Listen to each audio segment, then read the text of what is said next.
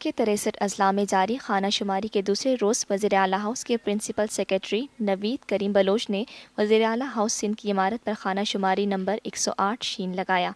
इस मौके पर उनके साथ वज़ीर आला हाउस के दीगर अफसरान और इदारे शुमारियत का अमला भी मौजूद था। मुल्क भर में जारी खाना शुमारी का आज दूसरा रोज़ है और इस हवाले से मुतल्लिका इलाकों में सिक्योरिटी के इंतहाई सख्त इक़दामात किए गए हैं।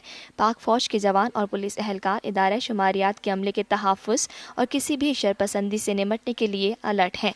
सिंध में कराची के 6 अजला के अलावा हैदराबाद, गोटकी और तालुका सहवन शरीफ में भी मरदमशुमारी का अमल जारी है। खाना शुमारी का ये सिलसिला कल भी जारी रहेगा। पाकिस्तान हम सबका, हम सबका, हम सबका पाकिस्तान, हम सबका, हम सबका, हम सबका पाकिस्तान, हम सबका, हम सबका, हम सबका पाकिस्तान, हम सबका, आप सबका पाकिस्तान, पाकिस्तान।